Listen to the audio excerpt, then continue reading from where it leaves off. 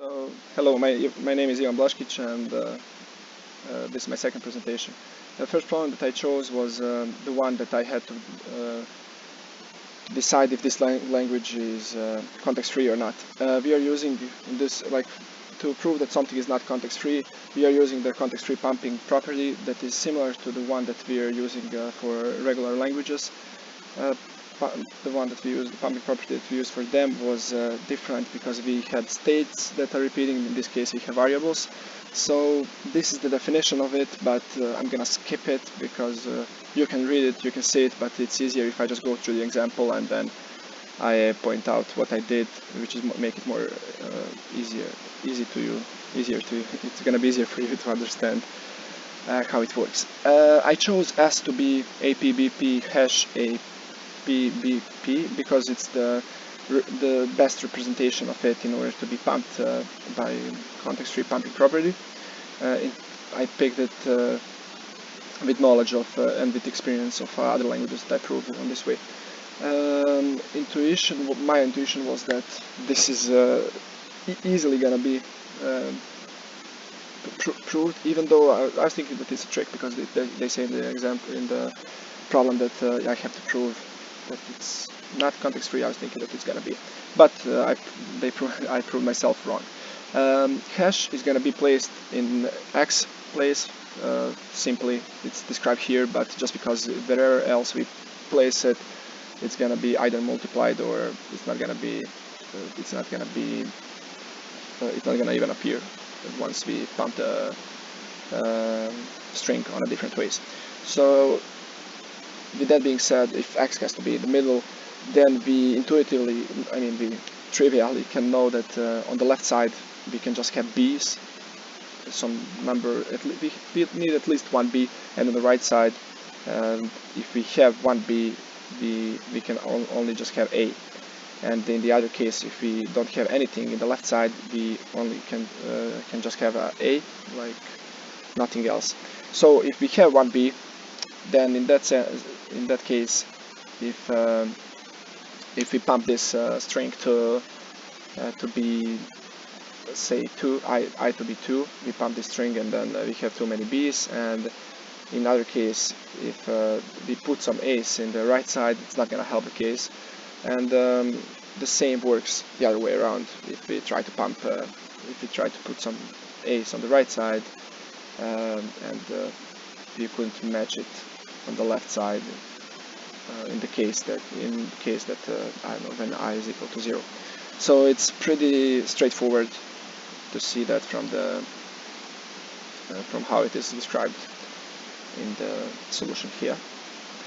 So the second example was the one that I used because it was the one that actually gave me the best knowledge and gave me the best initial understanding of Turing machines. So it's just sequence of configurations for Turing machine M1 that we go through, and you can see how we switched. So this is initial configuration when we are in the state Q1 and we see 1 on our tape, and then we go to Q3 when we saw that 1 and change it to X. So like we move to the right, and then at some point we get to the reject state that is not described in the book as reject state, but I added it just so it's easier for your understanding. And then we basically, like, I rejected, and this input is not gonna work, but I then changed the input a little bit in order to get some input that is actually gonna work. So I just I just moved out this hash, and what I got was the set of configurations or some trace that led me to accepting state.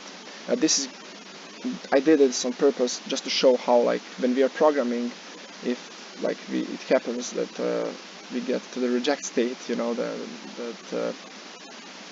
that's like some mistake occurred and that language is not the one that actually is described by Turing machine, then we can, like, by Turing machines are great because we know where we stopped and then we know what we have to change in order for this little thing to work, which is basically like a bigger idea behind this little example that I chose. Problem 3.11 that I chose was to show that single tape TMs cannot write on the portion of the tape containing the input string, and they recognize only regular languages.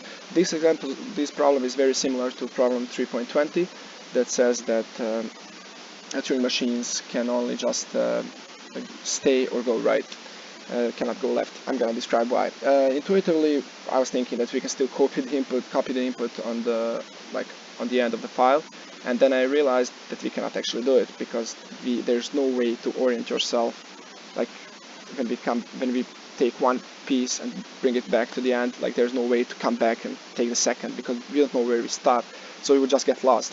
So that little disappointment led to a bigger one, because then I realized that we actually cannot go left in any case, because we are just gonna get lost. If you go right once, like there's no point of going left because we are gonna get lost. So I realized that that's the same as we don't have actually the opportunity to go left. And also, if we cannot write on the piece that we are going through, there's just like that great similarity to the definition of DFAs, because we actually come to the point where we realize we are as powerful as DFAs on the input piece of the tape. So I wrote down here how I got to those conclusions, and how in more details how this actually happens. And then I said that delta function for TM, if we are giving these restrictions, relate perfectly to the delta function for DFAs, and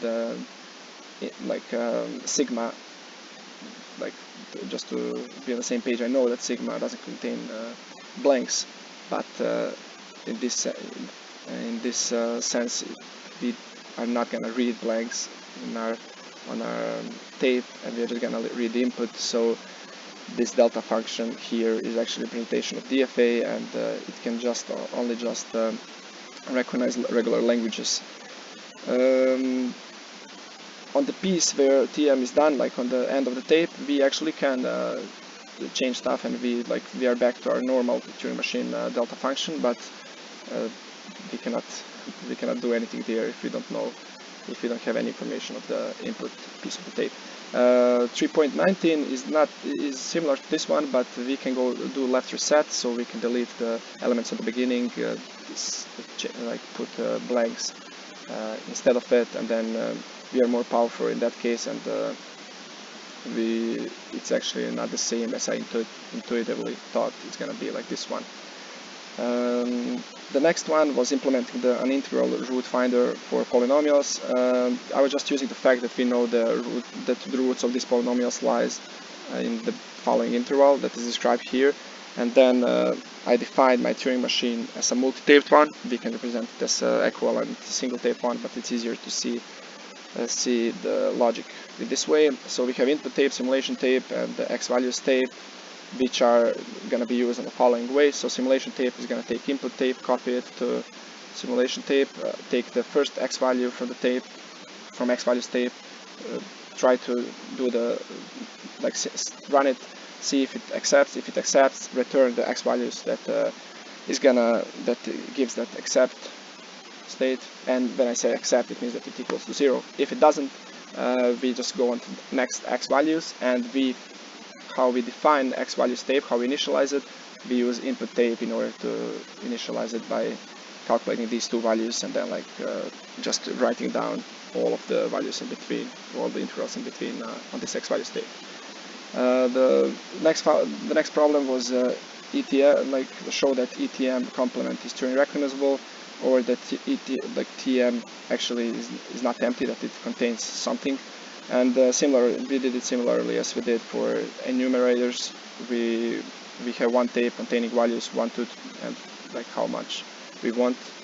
And then what we did, we just for I equals to 1, we simulated it. If it gives us accept state, accept. If it doesn't, continue on the next one, and if it rejects, then just it rejects. Turing machine rejects. The last one was we have here the definition of the function of n, and then it's 1 to 1 because for when 1 is not equal to 3 and their f1 and f3 equals to each other is onto trivially as it's written here, and it's not correspondence because it's not 1 to 1. Thank you very much. I was trying to be as quick as possible just to not waste take too much time, and I didn't cover section 5 because I was more focused on the stuff that I really understand and I didn't want to talk about something that I don't understand in that. Thank you.